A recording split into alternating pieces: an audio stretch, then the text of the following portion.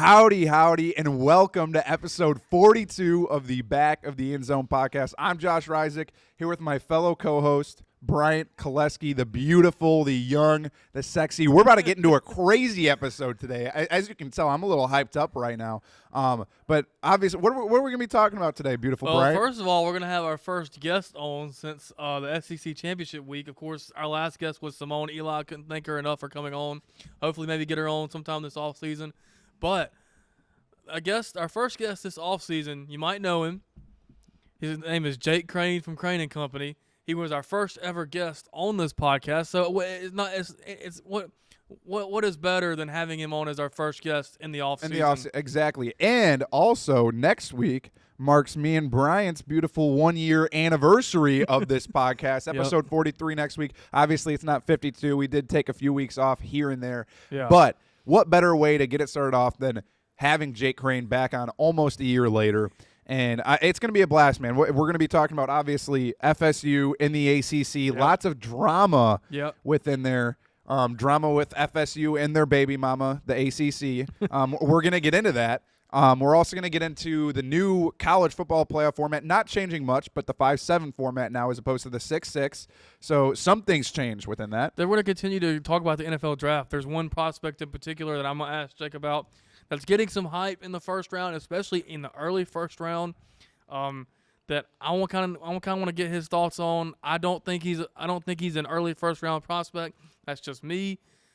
I'm obviously talking about Michigan quarterback J.J. McCarthy, but I'll ask him. We're going to ask him about that. And then you tried hitting at it, and then you just spoiled it. Come on now. no, for sure. Like when we're going to talk to Jake about it, we're going to talk about scenarios maybe he likes, maybe some sneaky first rounders that he likes, and I want to know what he thinks my Broncos are going to do at 12, and then we might talk a little bit of NCAA video game. It is back. They released a trailer.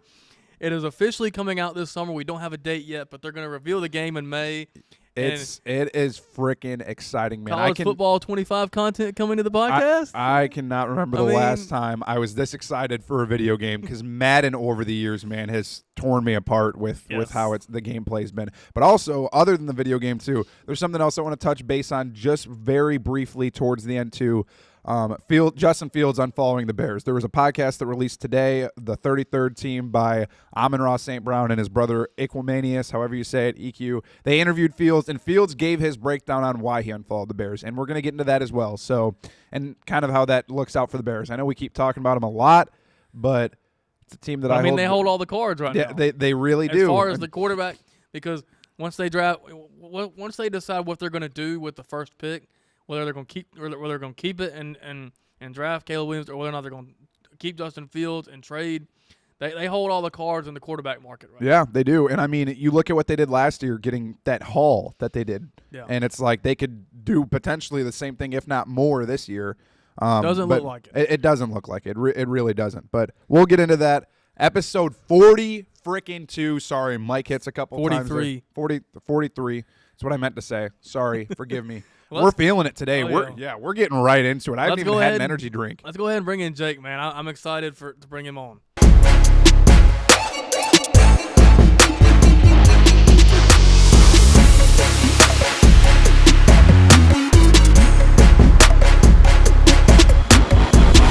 Everybody, bring on our guest here, Jake Crain from Crain and Company. As we've had him, he was our first guest on the podcast since we started.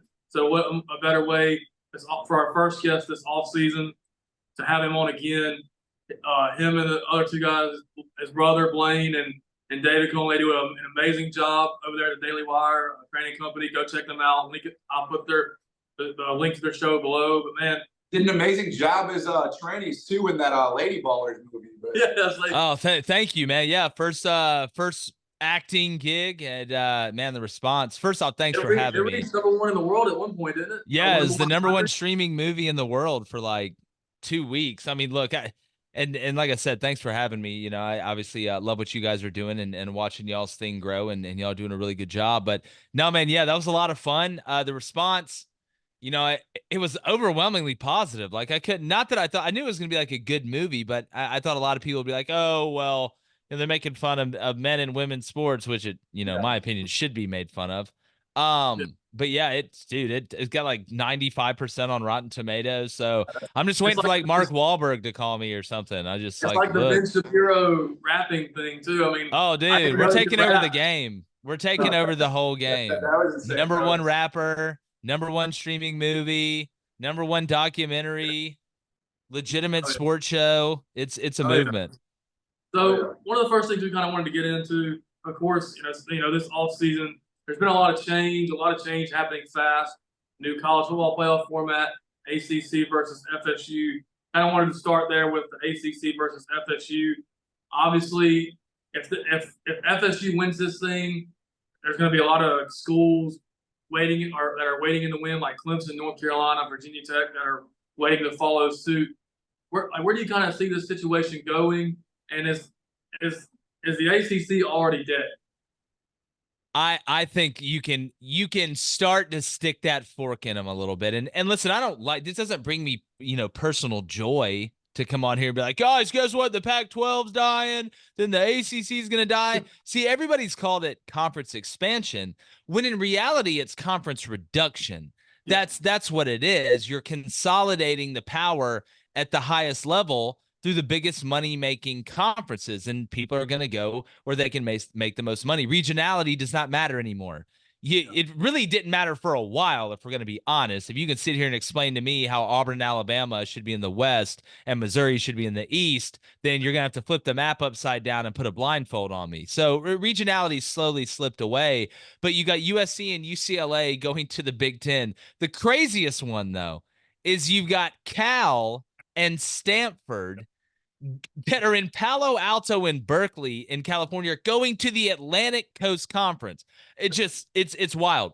But here's what I find to be the most interesting. I'm not a lawyer, right? But I'll never underestimate a lawyer's ability to find a way to make an argument. And what it seems to me is that neither one of these sides, whether it's Florida State, right, or it's the ACC, want this thing to go to trial and finish, because one of two things is going to happen. Either one, Florida State could win the case, right, and then have to pay nothing to leave. So the ACC gets absolutely nothing, which means the next school that's going to leave is going to have to pay absolutely nothing, and you lose all your teams for no money. You still lose your teams, but you lose them for no money. On the other hand, if, let's say, the case in North Carolina that the ACC is trying to get to take place in North Carolina, that wins out, well, now what's going to happen is you're going to have an unbelievably unhappy group of schools within your own conference that are going to realize still they're losing $30 to $40 million to their rival schools like Florida to Florida State, obviously. So I don't think either one of these sides want to risk, I guess is the best word, this thing going all the way through in the trial. So what does that mean? That means you settle, and you settle at a number. The ACC basically slipped in a little nugget in their court filing that said if Florida State wanted to repurchase their rights, that would be a commercial possibility and not a penalty. So they creaked the door open to, hey, Florida State, maybe you can buy your way out of this thing.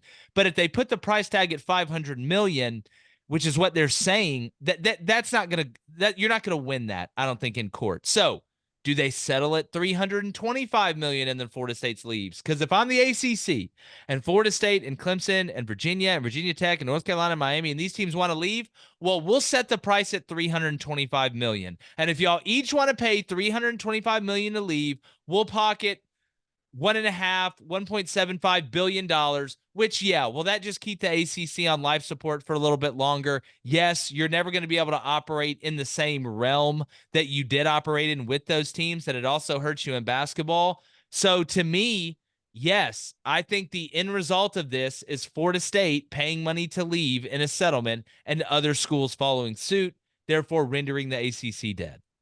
But Josh Pate brought this up the other night, too. Do you think that there's a possibility that ESPN holds all the cards in this and that ESPN has a major say and say, instead of them settling or something like that, ESPN's like, hell no, this is going to happen? Well, I've been saying this I started saying the ESPN to ESPN connection when you started to hear rumors of Florida State going to the Big Ten. And my argument was, I think they'd have a whole hell of a lot tougher time going from the ACC to the Big Ten as opposed from the ACC to the SEC. Why? Well, with the Big Ten, you're dealing with Fox. Yep. That's a different set of lawyers. The ACC media rights and the SEC media rights are both owned by ESPN. So you're dealing with the same lawyers, and at the end of the day, they may view it as it helping themselves, right? It may be robbing Peter to pay Paul, but Paul's going to get paid a lot more money. So I think it'd be much harder for them to navigate going from the ACC to the Big Ten without it getting unbelievably messy because you bring Fox in. Could ESPN come in and say, listen, we own the media rights to both. This is what's going to happen? Yes. But I mean, I've been saying that for, God, since you started hearing the Florida State to the Big Ten rumors, it just didn't seem, very fallible to me. Yeah.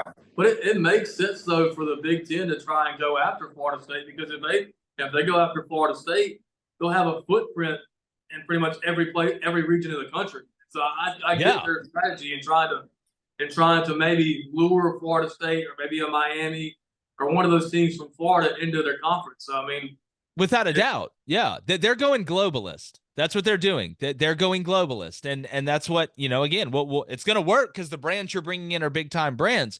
My biggest thing is this is all a game of cat and mouse, right? It's between the Big Ten and the SEC. There's only so many good brands left out there, right? Not only in the independent realm or the group of five realm, like we saw the Big 12 inherit some teams, Notre Dame's still out there with that NBC contract. But if we're talking about taking a team from one conference to the other, that'd be a big coup for the Big Ten. But is this just the Big Ten realizing, hey, we're probably not going to get Florida State, but we'd love to put a little pressure on the SEC? It's a game of poker. That's what we've got right now. Okay. So another thing we want to transition to. So, And this all started with Nick Saban's retirement, but the question of, the NIL transfer portal, the way the state of the game is right now, the state of the sport and college athletics in general, you're starting to see maybe older coaches maybe hang it up like Nick Saban, and then also coaches that are in sitting head coaching roles like Kane Womack, and then the guy from Buffalo go to Bama, become a position coach, defensive coordinator. Chip Kelly to Ohio State. Chip Kelly to Ohio State. Then you see other guys going to the NFL level like Ryan Grubb. Is there a sort of panic there with the coaching movement? I've seen people kind of blow it out of proportion a little bit. Will this be a wave of young coaches and coaches to step up and say, hey, we love what we're doing here in college? To me, Bryant, this whole the college coaching football world is on fire right now, and everybody wants to leave. I wasn't alive during McCarthyism or the Red Scare, back in the day, for anybody that remembers history and the whole deal with communists and Russia and stuff, where everybody freaked out and thought everybody was a communist. This is like the worst narrative since then. Like, this is just so much panic for nothing. Here's what I think is happening. First off, I've been in the business. You have to understand every coaching job is circumstantial. You can't generalize everything saying, oh, well, this amount of – that's like saying, well, this NFL draft has a lot of quarterbacks, so I guess that there's going to be just this many really good quarterbacks in every NFL draft. No, it's cyclical. Sometimes there's more openings. Sometimes there's more movement. Sometimes there's not. But when it comes to this, and the Chip Kelly situation is an anomaly to me. I don't think that's something that's going to become normal. I think there was multiple things going on with Chip Kelly and UCLA that we had seen play out in real time that led him to do that. And he didn't even go to the NFL. Like, that's the thing with Chip. He went to stay in college. Like, he didn't go to the NFL. Yes, to be a coordinator, but you still have duties as a coordinator. You still have to recruit. You still got to deal with academics and stuff. So when it comes to the group of five coaches, that's where I think a lot of this panic has come from. We're seeing a splitting of the group of five and Power Five, right? Yeah. So you're going to see some guys that want to go ahead and attach into that new continent. It's not going to be Pangea anymore. It's going to turn into a new continent of Power Five college football. But let's look at each circumstance because they're different. Sean Elliott leaves Georgia State to go be the offensive coordinator at South Carolina. He was probably about to get fired at Georgia State if they didn't have a really big year. Y'all know this. He was on the hot seat at Georgia State if they didn't have a big year next year. All right, so you add that with that pressure situation, an opportunity at South Carolina where he has been before. He was actually the interim coach there for a little bit while the group of five and Power Five is splitting. That move, I can understand it, right? Kane Womack, right? South Alabama is an incredible place. It's a gold mine, right? It's only going to continue to get better, and it should be taken unbelievably seriously in the football realm, in all athletics, to be honest with you. But having a chance to go be the defensive coordinator at Alabama with basically your best friend was a once-in-a-lifetime opportunity. Kane wasn't going to get fired at South Alabama. There was a very rare opportunity that opened itself at a place like Alabama, and he took it. But here's the difference. I didn't hear everybody last year when Sean Lewis left being the head coach at Kent State to be the offensive coordinator at Colorado, sitting here screaming that college football's dying and it's burning to the ground.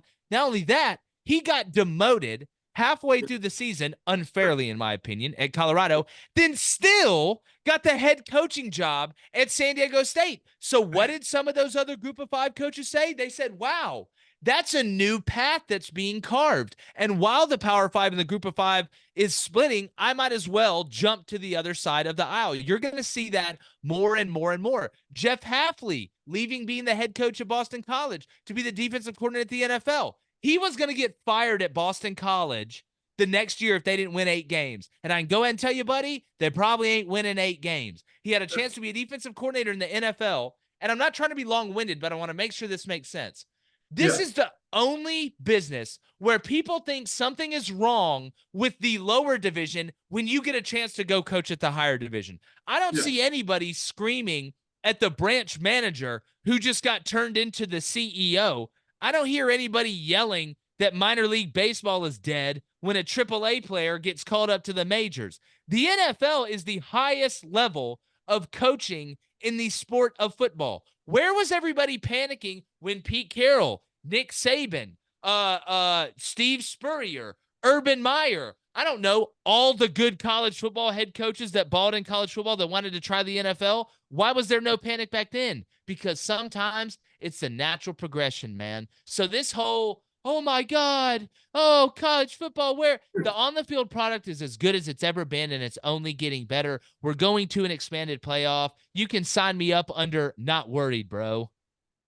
Yeah, and I agree with that. Like, I just think a lot of this panic has come from where the game is right now. I 100% agree with you with the on-field product, but I think a lot of the off-the-field issues, the way the calendar is. The calendar, the calendar's a different animal, but nobody's leaving just because of the calendar. The calendar is messed up. They should shorten the transfer portal window. We've got to change the bowl schedule, which seems to be in the works right now with what we're getting from the college football playoff. I mean, they just announced that we're probably going to see the end of ties after the next 2 years between like the Sugar Bowl and the SEC, right? And some of these. So that's going to have a ripple effect throughout the rest of the game as well. The calendar, I agree with, but the calendar's been bad for a while, right? Yeah. So I don't think that would be the sole reason why you would see some downgrade in the coaching room. I mean, going into that though, with like talking about the new college football playoff format, like how do you feel with this new format with the 5? I think it's obviously like me and Brett were kind of talking about this. Like everyone saw it coming. Like obviously the Pac-2 was not going to get in there. Like you have the 5 auto bids, which are probably obviously going to be Big 12, ACC, SEC, Big 10, and potentially a group of 5 conference in there somewhere. Yeah, but like, how do you feel about that whole situation with just how? I mean, obviously college football is changing and it's been changing, but I think we got it. We got it. You almost got to put it as 2 different questions, right? Because the format is one thing. The amount of teams is another. Now, I understand that the format has something to do with the amount of teams, but there's multiple formats and there's multiple amount of teams to have. I thought the perfect number was 8. Because that gives you a little room for growth because they're going to see the money that gets made and expand it more. All right. If you don't believe that, there's some beachfront property in Oklahoma I can sell you for a price that'll blow your mind because it's going to make a ridiculous amount of money. But you can grow from 8 to 10 to 12, right? Because I think 12, in my opinion, is about the cap you can have the amount of teams before you have to start either taking away conference championship games or taking away regular season games because they've kind of pigeonholed themselves with this player safety deal that they're going on because they're not going to add games because that goes against player safety, right? Which there's a lot of stuff going on with player safety in sports that's crazy right now, including what we talked about. We, like I said, made a movie about it with Lady Ballers. But when it comes to the amount of teams, I'm worried that we're going to go past 12 and it's going to mess with the regular season.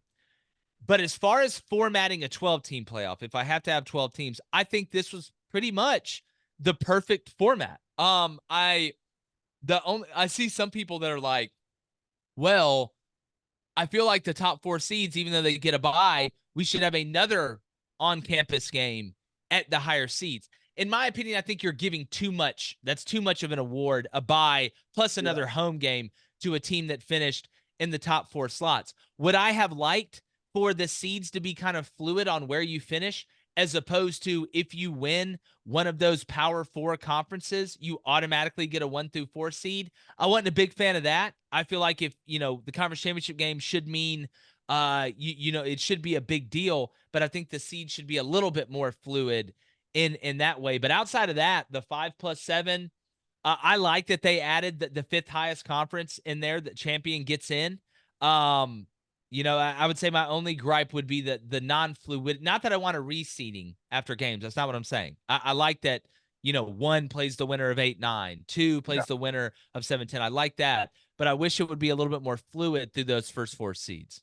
No, I agree. I saw some dude getting pissed off on Twitter talking about, like, oh, if my 8-4 Pittsburgh Panthers beat 11-1 like Clemson in the ACC championship and you don't get in, but I'm like, that's you automatically get in. Like, that would make Pittsburgh one of the first 4. But here's where that issue gets raised. If let's use that example. Let's go to the ACC. Let's say a 12-0 Clemson is playing a 9-3 Pittsburgh team, and Pittsburgh beats them in the conference championship game. Now Clemson is 12-1 and Pittsburgh is 10-3, but Pittsburgh has the head-to-head. Would you put that Pittsburgh team, let's say there was no automatic 1 through 4, would you put that Pittsburgh team above that Clemson team that they just beat? That's a gray area where I think that may be the reason why they said, we're not dealing with that. I don't want to deal with that. You win it and you're in it, even though we've heard that before, hashtag Florida State, hashtag still sorry. Well, one thing, I think and also one thing about the 5+7 format, I think they wanted to take, especially with the fact that the Pac-12 is now crumbled, it's now the Pac-2. I think they wanted to limit the amount of G5 schools that could get in automatically, because I think deep down they really don't want that many G5 programs in because of the talent disparity, and they don't. A lot of people are already scared enough of seeing a blowout from 5 versus 12, or say if the 12 seed upsets 5, well then they go play the 1 seed, or however that works out. So like, I think what they're trying to do is I think they're trying to also limit the amount of G5. As much as I would like to see South Alabama win the Sun Belt and get in, I still think, like we've all talked about before, the G5 needs its own. Yeah. Well, then let's split it. If that's the reasoning, if that's your reasoning, then why don't we just split this thing up? Because you've got, in my opinion, you have 2 options. Either one, you leave that 5th highest ranked conference champion, which will be a group of 5, whether that's Mountain West, whether that's Sun Belt. I don't think it'll be the MAC. No offense. I don't think anybody's, crying in here about it, but the American, some team like that. Option A is you just split it totally. If you're a group of 5, you have your own 12-team playoff. We'll operate it just like we operate the Power 5 one, which would be great for me because I want more football. I get a 12-team Power 5 playoff. I get a 12-team group of 5 playoff. Then I get an FCS playoff as well. Like that'd be great. 34 teams that are in there or whatever it is. Oh yeah, that would be great. I mean, put it in a bucket and pour it all over me. I would love that as just as a football purist. But you either do that or you say, okay, we'll keep that 5th highest ranked conference champion. They'll be in there, and we will crown them the group of 5 national champion with a chance to win that Power 5 championship as well. I think those are the only 2 ways, because if only one group of 5 team is ever going to get in, that should be the national champion for the group of 5. I believe that. So I kind of wanted to shift to the draft here. There's been one prospect that's been getting a lot, and it's quarterback prospect. You probably know where I'm going with this. That's been getting a lot of, especially in recent days and a recent mock draft has been getting a lot of hype. Early first round, somewhere in the top 15, and that's J.J. McCarthy. As much as I think J.J. McCarthy is a really good player. I think he was really talented at Michigan. I think another year would have suited him at Michigan, would have given him more time to develop because they didn't ask him to do a whole lot at Michigan. I mean, it's kind of like that meme you see of Ryan Tannehill handing it off to Derrick Henry and then Derrick Henry doing all the work. That's what it reminds me of. But do you buy the J.J. McCarthy hype? Do you think as a prospect, do you think he's worth a top 15 pick? Well, I'm just hoping we get the NFL draft before we have the military draft with World War III. Honestly, I consider that a win on all course. Now, look, here's when I look at the J.J. McCarthy situation, it's fascinating because everything would tell you he needs to come back, right? Yeah. He was surrounded by an unbelievably talented group of players, including one of the best offensive lines consistently in the country. You just went undefeated. You've beat your rival 3 times in a row, including your junior year at home. Right? You go and win the national championship. You are at the highest high you will ever be coming out of college. Now, the problem, outside of us knowing he was surrounded by incredible talent, which you can't just hold that against somebody, right? There's been really good players that have been surrounded by really good talent. You're in a draft class that is as deep as I've ever seen at the quarterback position. So you look at those things. Obviously, there's a lot of development from the pocket that still needs to happen with J.J. McCarthy. Mechanically, especially his lower body, but he has progressed. I think he does have the ability to have nuance as a passer, as opposed to Joe Milton, who's just going to throw it 100 miles per hour and miss a lot on the routine balls. But if you're J.J. McCarthy, where do you weigh being as – because what happens if you come back next year? Y'all have lost all your weapons. You've got to go play an unbelievably loaded Ohio State team on the road, and you go 8-4, and you have an okay year. You are going to drop. Yeah, they got to play Washington, Texas. It's Texas. Like what happens pretty sure if it falls apart next year? And not that you get exposed, but you have to carry the team a lot more than you did, and your name's not nearly as hot as it is right now. I think they made the calculated decision that to keep it simple, you strike while the iron's hot. The class may be deep, but I'm looking to next year. We need to get out while the getting's good. I don't think if he got – a lot of people are saying 8 to the Falcons. That's what a lot of people are saying right now. He's going to take 2 to 3 years. And you're going to have to surround him. And, look, you have to have talent around you in the NFL. You can be, unbelievable, and you're not going to just win it by yourself. But he has to be put into a situation that is ready-made. He cannot – because, again, he is a guy whose growth I could really see being stunted by being thrown in there way, way too early. And then all of a sudden, you kind of see not a Zach Wilson fall from grace, but a slower Zach Wilson fall from grace. So, but I do think at the end of the day, they know it better than anybody. I don't think they'd be flying blind in this deal. So there's always in the draft guys that get overhyped because when you have a bunch of grown men that are very meticulous and you put them all in a room together, they can find a way to get too cute. I call it the Kyle Shanahan syndrome. Yeah. How can we get too cute in the most important times? Well, going back to what you were just saying about quarterbacks, what would need to happen for J.J. McCarthy in that situation to be perfect? That posed a question for me because I'm a Bears fan and I'm also an Ohio State fan. So I'm in the situation where I'm a Justin Fields homer, always have been, always will be. And I'm like, I have mixed emotions about the whole Caleb Williams situation. Yes, I think it would be nice for the Bears to potentially move on from Justin Fields, get a rookie contract for Caleb Williams. But there's also the thing where Justin Fields has had 2 head coaches, 3 offensive coordinators in 3 years. And he hasn't, like last year was the first time he really had weapons around him. And it's like, should the Bears go the route of trading for a haul, or do you go for the potential generational Caleb Williams? Well, the first thing I do is I hire Kevin Costner to be my GM on draft day. I want my players and all my picks back. But look, in that note, I'd have a note in my pocket that says Justin Fields no matter what. I don't think the Bears have given this man a chance. Like, he is literally the whole team. He's been the whole team. And then y'all traded Roquan Smith. I think Justin Fields can do it, right? There's a reason Mike Tomlin's licking his lips over there praying to God y'all do this, right? I think Morris in Atlanta.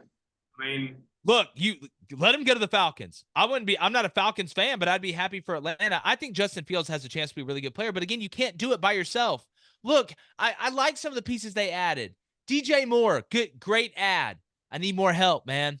I need more help. It can't just be him and Darnell Mooney out there running around hoping to God while Justin Fields just makes 8 people miss in the backfield. Give this man some protection up front. Give this man a team around him. Here's what I would do. I would trade those picks.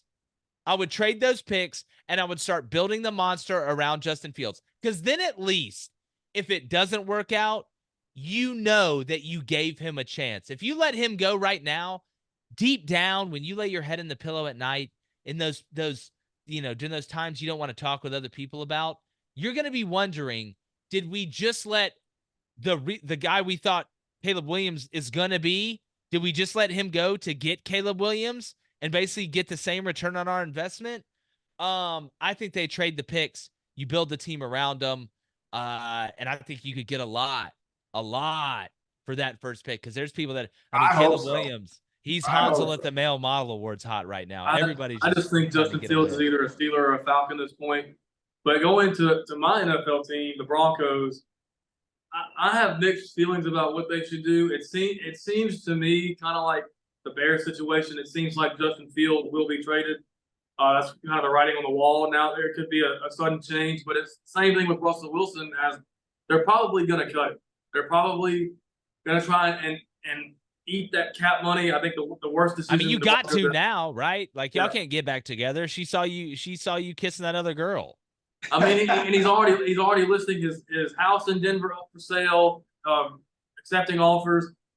So the Broncos have the number 12 pick. They're not in a position unless they give away the farm to try and get up and get Drake May or Jaden Daniels or even potentially Caleb Williams. Say the Bears are going to trade that pick. Do you see there's a scenario where you see the Broncos taking a quarterback? Do you think they go with a low cost veteran and then still take a quarterback like Bo Nix and kind of like let that kind of development? I've always thought that Bo Nix, out of the quarterbacks in this draft that Denver can realistically take, I think Bo Nix fits what Sean Payton wants to do perfectly. He's kind of fits that Drew Brees type mold. What do you see the Broncos doing as far as maybe their quarterback situation? Well, Brian, I'll say this. Earlier, talking about the ACC, I said talking about their demise doesn't bring me any personal joy. I just find it unbelievably delicious that your favorite team's probably going to have 2 Auburn quarterbacks on it if they do take Bo Nix. So that will put a smile on my face knowing that you're hoping the way I hoped before. But no, in all seriousness, I think Bo Nix would be a really good fit for the Broncos. We've talked about this on Crain and Company. I think Bo Nix is what a more polished J.J. McCarthy would look like. Yeah. I think, if you look at kind of the way they play, there's some similarities there. Bo is obviously very mature. He played college football for 43 years. And I think he's a guy that could give Stidham a true quarterback competition to either figure out whether Jarrett's going to be the guy, right, at the end of the day, that, all right, Broncos, we believe in him, or we'll move on from Stidham and give this young quarterback a chance. I don't see Justin Fields ending up in Denver, but man, just something, it's the Goldilocks rule. This porridge is just too hot. This one is just too cold. Man, that Bo Nix Denver Broncos porridge, that just feels just right. Yeah, like I said, he fits what Sean Payton wants to do. Sean Payton likes to attack, underneath. He likes to run the ball heavily and uses running backs in the passing game. So I feel like that's a lot of what he did at Oregon. So I feel like that would just really fit his mold. He's very football wise, obviously. And why not at that point go get Cam Newton too, Brian? Come on, go all in, babe. Let's go. Hey, maybe Peyton Thorne can hold a clipboard and Hey, well, I hope we're not in a situation next year where we take Peyton Thorne. Actually, you know what? I hope you are, because that meant something good happened for my team. I hope you are. Hey, Colin Kaepernick might still be looking for a spot too. Yeah, well, I think Peyton Thorne's got a better chance of being on the USS Denver than the Denver Broncos. Now, one more guy I want to talk about before we let you go, and of course, he was at the Senior Bowl. He represented the South Alabama Jaguars in the Senior Bowl. is Carter Bradley. I know playing at South Alabama does not warrant, being drafted. I don't think he'll be drafted past, or any higher than day 3. I think he's probably a 6th, 7th round guy. But I think he showed a lot of grit Senior Bowl, especially going up against the stiffer competition that he never saw at South. Do you feel like there's a place for him in the NFL? Do you feel like with the connections he has with his dad being a coordinator and just him growing up being a football guy, do you feel like he's got a chance to maybe surprise some people? Look, at this point, I'm never going to say never. I mean, Mr. Irrelevant just went to the Super Bowl. I mean, we all saw what, Tom Brady did, not saying that Carter's going to be Tom Brady. But you can never say never. Now, look, the guy, obviously the connections that's great. That helps. You want that. But I really like the way he spun the ball at the Senior Bowl. I think he's going to get a legitimate chance to go have a chance, if that makes sense. He's going to be a guy that's going to get his shot. I think he does throw the ball well enough. Obviously, I like his release. He understands what he's looking at. And I think, with more reps with that, I don't want to say type of talent, but in that league, with the way the systems are, I think it's kind of more conducive to what he does. And again, he's got that NFL bloodline, and he's going to know what to expect. He's not going to be overwhelmed when he walks into a building, or how to prepare, or anything like that. It's like graduating high school a year early. You got that extra year to be able to find your classes on college or at college and get used to it. So yeah, I think he's going to get a shot to have a shot. And he has the tools to be able to take advantage of that. So I'm rooting for him. I hope he goes out there and nails it. Oh, yeah. You got anything? I don't have anything else other than I'm ready for the new NCAA football game and beating the crap out of this kid on the sticks. But. Dude, so we're gonna start in an online dynasty. It's a group of 5. You gotta have us, man. Yeah, conference realignment. You gotta pick. I'm guessing you're gonna take South, Brian. I think I would take South just because JD McKell said he'd take EMU. I hope I'm taking Kent State. Cone's going Georgia Southern. Blaine right now, he's still in the portal. Is there a chance where, Old Dominion probably. It'll probably be Old Dominion. Is there a chance where his old school, Western Colorado, gets in there or y'all somehow create him and he can play with his old school? No, because then he'll find a way to cheat. I don't want to open that door to let him do anything to finagle his way through it. He instantly tried to become commissioner and got voted down instantly because he's just unbelievably corrupt. So yeah, I mean, look, we both got kicked out of I think I may be part of a very small minority group of people that have been actually kicked out of an online dynasty for recruiting violations. Yeah, I mean, it's a great time to be a football fan. I mean, you got the UFL, which I know a lot of people won't watch. Yeah. I mean, I watch AJ McCarron because he's going to be on the Battlehawks. He asked for a release from the Bengals to go back and join the Battlehawks. Look, again, I love football. I love it as much as anybody loves football. But it's like, I love Fanta, right? But Fanta Zero Sugar. I mean, if I'm trying to be healthy and I gotta drink something, I'll drink a Fanta. Is it as good as the original Fanta? No, it's not. Now, is it like WNBA to NBA different? No, I'm not saying that. But I'll drink a Fanta Zero Sugar every now and then. Yeah, but we can't thank you enough for coming on. We got spring ball coming up. I think didn't Auburn start next week? I mean, we got spring ball coming up. It's basketball season, Bryant. I'm just praying to God. Just be playing. Well, I'm hoping Bama beats Florida tonight. Oh, y'all will. Y'all beat them by y'all scoring 173 points a game. I'm sure y'all will be fine. Hey, hey! Speaking of Ohio State, though, big dub for your boys. Oh, I was hyped about that, especially against that thing Zach Edey in Purdue. Literally, Holman's a horrible coach. Here's the thing, though: do you have to give him the job now? Do you just dude? I mean, I don't know. It's so iffy, but I mean, it could be a trap. But the thing is, right now he has the team. He has the team wants him too. Especially after that, when there was a lot of guys talking about how that week of practice was and how different it was with him at the helm. So, man, I'm interested in what happens. With Patches O'Houlihan at the helm, you never know what's going to happen. Exactly. But man, Jake, we can't thank you enough for coming on. We wish you a safe trip to Hawaii. Enjoy it. Y'all definitely deserve it with how hard y'all work over there. Once again, go check out the show on the Daily Wire. I mean, it's one of the best shows out there. So go and check out their show, and thanks a lot for coming on. Yeah, we appreciate it. Anytime you guys need me, unbelievably proud of y'all. Keep doing it. It's a lot of fun. I love listening to you guys and watching you guys continue to grow. But yeah, come hang out with us. YouTube, Daily Wire, Apple Podcast, Spotify. It's Crain and Company. Call in, talk trash to my brother, and make fun of his handwriting. It's awful. I got to call in. Oh yeah, for sure. All right, y'all be good.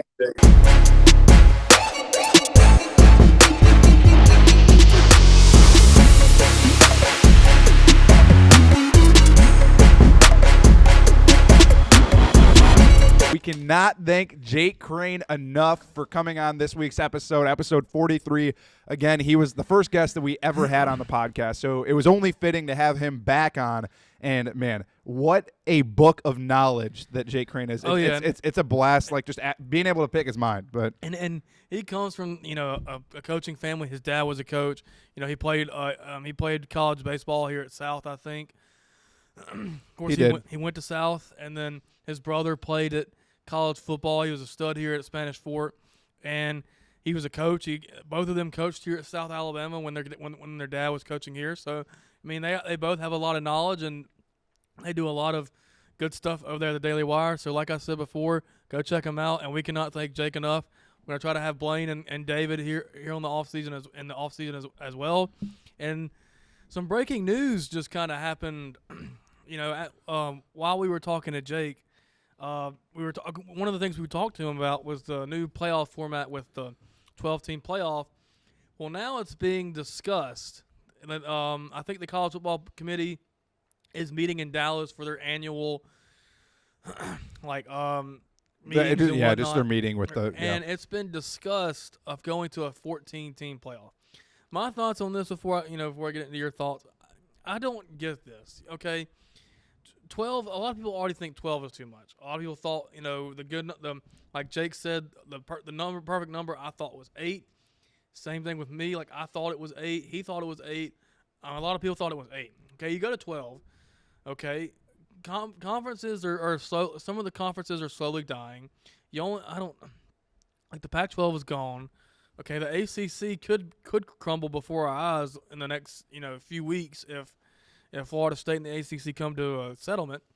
And why would you not let this breathe a little bit? The 14 playoff went on for a decade, and we saw how great it was. Yep. And then also we saw the flaws. Okay, you're not going to know what your flaws are with this 12-team playoff if you don't let it breathe a little bit. Let it breathe. Let it play out. Give it at least 5 years. See what your flaws are. See what you can improve. And if everybody feels like you should go to 14 or 16 teams, okay then. Well, it shouldn't be that way. So obviously we're talking about this 14-team college football playoff. It would be potentially imposed in 2026 if it were to happen. We just talked about it with Jake. Yes, all three of us agree.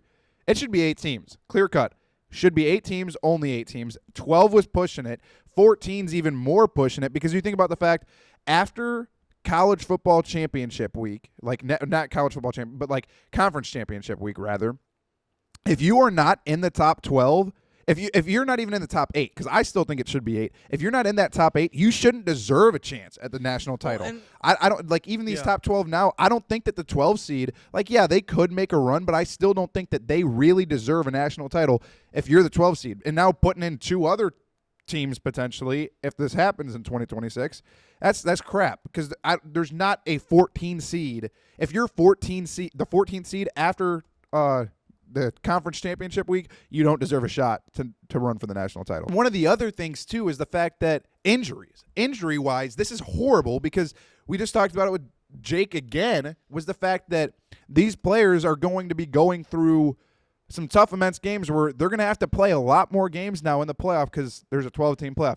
You had 14 teams. What the heck? At that point, why not make it 16? Why not make it even more than that? But at this point, it's just too much with injuries, and I don't know why they would do that. I don't know. Like, the thing is, to me, is all right. You talk about parity, okay? Parity. You won't see more teams get a bite at the apple, or more teams get a seat at the table. But in reality, even if you have more parity, still the same successful programs are more than likely going to be there. Okay, you had the top. Let's just go to, the last decade or so. Okay, they moved on from the BCS. Okay, Bama, you had teams dominant teams like Bama, and you had Auburn make it a couple times. You had repeat teams making it and winning the national championship. Okay, well then you expand to 4. Okay, Bama made the playoffs. What was it? 8 out of 10 times. Clemson made it like 6 or 7. You had Georgia make it like 5. Ohio State make it a number of times. And guess what? A lot of those games between the 4 and 1 seed, or even the 2 and 3 seed, ended in blowouts. Okay, multiple times too. It wasn't even in the times. national championship. I hate to say it, Ohio State got blown out by Bama in 2020. I can count with the number of fingers I have on my hand how many actual close good games we had in the playoff. In the 14 playoff, not in the national championship game, but in the semifinal games. Semifinals. Okay. And now you add more teams to that mix, make it a 14-team playoff. It's looking like the NFL. Yeah, the number 1 and number 2 seeds would have buys, but it's like it's too much. Yeah, and now you're gonna see another group of 5 team get a crack at it with an automatic bid. You're gonna get to see them actually host a game because if say South Alabama wins the Sun Belt, okay, they go 11-1, 10-2, they win the Sun Belt, and they're the highest ranked group of 5 team. Okay, they're gonna host a playoff game, but you might be hosting like number 12 Bama or number 12 LSU. Yep. And I'm sorry, but unless South Alabama is just so that freaking good that that year, there's no reason for them to host that. It's gonna be a blowout. No reason, and it's I don't know. I don't even like how we're debating about this. And you have 14 teams in the NFL right now. And guess who was in the Super Bowl? The same 2 teams we saw 4 years ago, the same team we saw win it last year, and the Kansas City Chiefs have made the Super Bowl more times in the last few years than anybody else. Most teams have made the playoffs in the last few years. Then you had the 49ers, who have been in the NFC Championship game the last several years. They made it, and there's no parity there. And same thing with college basketball. For the majority of most of the time in college basketball, who are the seeds that normally, except for last year? I think last year was kind of an anomaly. But the last couple of years have been an anomaly. There's been quite a few Cinderella stories. But in college basketball, normally it's the 1 and 2 seeds who still end up in the Final Four. In the Final Four. So you can talk to me about parity all you want to, but when you still see Georgia, Ohio State, if Alabama continues to be dominant after Nick Saban, Oregon potentially even Texas, getting up there. These same programs that have been running college football for years, say Clemson gets it back together. These same programs are still going to be there at the end because the talent disparity in what Georgia and Ohio State are building and to what South Alabama has, or even what the number, like even in the regular season, the number 1 versus number 12. How many times have you seen Georgia, who's number 1, number 2, number 3, go up against an SEC team that was number 12, number 13, number 14, and win, and still blow the doors off of them? Same thing with Bama. Same thing with Ohio State too. It's like you look at Ohio State playing a Penn State, and obviously like Ohio State, Michigan, but it's like it's those teams are going to be more than equipped to play, say like Ohio State or Bama, play like 12th ranked, 13th, 14th ranked, like whether it's, I don't know, I'm just going to throw a random team out there like Kansas State or something. Like, you know what I'm saying? And I don't want to see the 12th seed upset the 5 seed and then go get their doors blown off by Georgia the next round. I just don't. There's no need for it. It's I don't know. I'm not with it. I'm not feeling it. Yeah, it's either way. I'm a little disappointed we couldn't talk about this with Jake because we didn't see it until after. But hell of an episode. Jake just has so much knowledge. Dude is wealth of knowledge, and it was a blast having him on. We hope that he enjoys his trip in Hawaii with his wife. Hopefully we'll see if he ends up catching that dude that's like swimming across both islands. Hopefully that dude accomplishes his feat. He doesn't get eaten by a shark. Yeah, we'll see. But and before we leave, we want to thank our 2 sponsors. Of course, we didn't get to do it normally like we do, but before we leave, I want to shout out Now Fitness. Now Fitness is a gym and fitness center based in Grove Hill, Alabama. Recently, in the last couple of months, have expanded to Saraland. They do personal training, group sessions with CrossFit.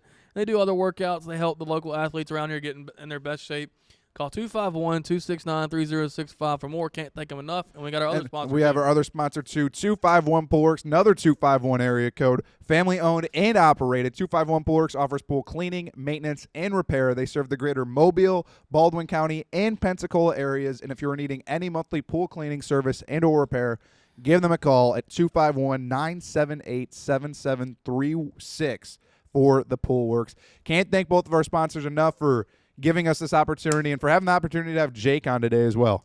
And man, what an episode it was. We got more things coming. Our 1 year anniversary next week. All right, come here, Bryant.